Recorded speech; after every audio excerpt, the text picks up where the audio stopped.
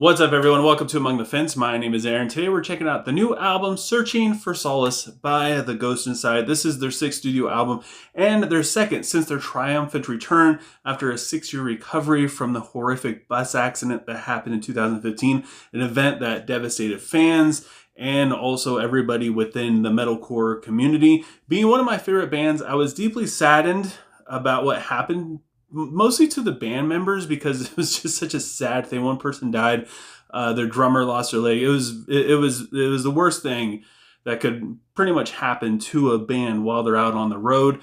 And it also made me sad because we probably weren't going to be getting any more music from these guys. But then they released Aftermath, the first single that they dropped for their new LP that was coming out in 2020, which was also, it was fine fitting for it to be their self-titled album. It was a solid album. I gotta say, it wasn't really their best work, but it was a really, really strong return with some songs on there that really hit you right in the feels. It left us with hope that the band that brought us Returners, which is such a fantastic album, was back, until we started to get the singles for this new album. Earn It was the first single to be released for this new album, Searching for Solace, and is touching on people feeling entitled because of their social status and just their upbringing, but nothing in life that's worth having is just handed to you. And this is kind of just your basic metalcore track. It's got distorted vocals in the verse, and the clean singing in the chorus is a little cheesy, gotta say. And a lot of the lyrics are just kind of cliche phrases.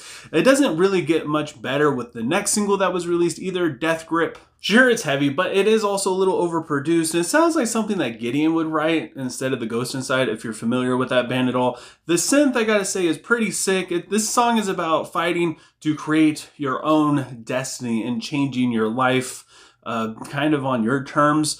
And I gotta say that the lyrics are a little bit better, but they're also still a little cheesy at times, and the chorus is a step in the right direction. I enjoyed that a lot, and the breakdown was a lot of fun too. So, I mean, it was looking up. Wash It Away was the next single that was released, and this one feels more like just a radio play rock song with a really boring hook, and honestly, there's not much else to say about it. Things went kind of back to normal, though, when they dropped their last single, Split, which is about getting stuck in your head when times get tough and, splitting the differences between reality and imagination. And this one actually has some good Ghost Inside qualities to it that hit hard. The chorus is great, especially when the riff and the lead guitar comes in. However, this still felt a lot of us feeling a little confused about what it was exactly we were going to be getting on this new album. The opening track, Going Under, definitely has a generic metalcore quality to it, going back to the production, basically drowning out all the musical nuances that this song could have. The verses are very drum and vocal forward, while the chorus would find a better place in a pop punk song, along with the bridge as well. Light Years doesn't even sound like it was written by The Ghost Inside. The cleans in the chorus are very ambitious, and the lyrics are very bland. The second chorus is kind of cool because the drums start to actually do something. The lead guitar attempts to add some depth to this song, but it's just kind of there. Then we have the song Secret, which sounds like it was written by Wage War. The pre-chorus gives a little bit of hope that gets completely crushed when the chorus comes in. This song is just it's so bad. It's probably my least favorite song that The Ghost Inside has ever written. It actually sounds like an old Cutlass song. The only problem is that Cutlass would have done this better back in 2002. Cityscapes is kind of the slow song on this album. It's about the death of a friend, I'm assuming. It's actually not that bad. The lyrics and the chorus do feel a little lazy at times, but this is definitely far from the worst song on this album. Wrath comes right after the single Earn It, and honestly, it feels like it's the same exact song as Earn It. Wrath coming out a little bit on top. It might be close to the best song on this album.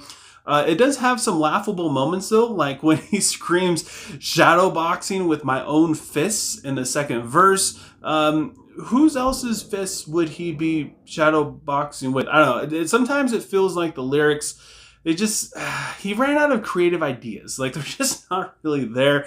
However, I mean, that's like one of the worst offenses that this song has. The outro is fantastic, so that's another redeeming quality it has. Reckoning is my favorite song on this album. It absolutely steals the show. The chorus is one of the most original sounding moments on this album where they really start to sound like the Ghost Inside finally. I think that this song is about depression and like past trauma coming back up to the surface. And I really enjoy the concept of this being like a hunter and prey kind of situation where he's running from it. I feel like that's really cool. And I especially enjoy the overall atmosphere of this song. It's really dark. It feels very powerful, and you just get sucked into it. And you really, I don't know, you really start to get into the story, where all the other songs, I feel like they're just kind of missing the mark on being able to relate to anything specifically with a person, because it's very superficial. And this song, I feel like he really dives into what it is that he's going through without, you know, just saying cliche phrases. This song feels like it's the most real for him. It feels like he sat down with a pen and paper and actually wrote something out. And after he wrote down a line, instead of just saying shadowbox you with my fists, he thought about how he could say it differently. And to me, this song just popped out so much more because of that. Then we also have the closing track, which is Breathless. If this band knows how to do anything right, it's how to write a closing track. They did a good job on this one. It's got solid writing. Breathless is kind of basic, I would say, but it still sounds really good. I love the lead melody and even like the chanty vocals in the chorus, which I don't normally care for. This is a good way to finish off this record. I mean, it doesn't really stray too far away from the generic, you know, kind of octane core sound. But at the same time, again, it has some Ghost Inside qualities to it within the music that I enjoyed a lot.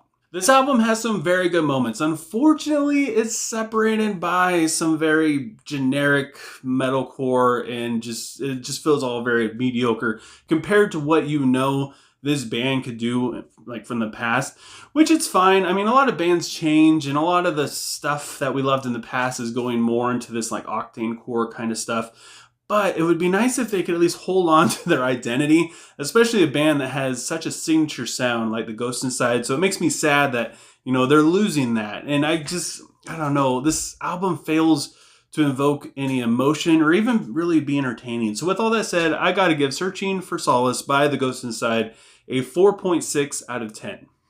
But I want to know what you guys think. I have a feeling this album is going to be pretty polarizing. I think people are going to love it, or they're going to be more on my side. They're not going to care for it all that much. So leave a comment below letting me know what you thought of Searching for Solace. Let me know what you rate it, what your favorite song is. And if you enjoy this video, don't forget to give it a like. If you want to help support me and my channel, please feel free to subscribe and ring the bell icon. Do any of those things helps me out tremendously. Even if you don't do any of that stuff and you've watched this video up to this point, thank you so much for taking time out of your day to listen to me just sit here and talk about music. And also leave a comment below letting me know what you want me to review next. I'll do my best to make it happen for you. And I hope you guys have a good rest of your day or night whenever you happen to be watching this. And I will talk to you guys next time.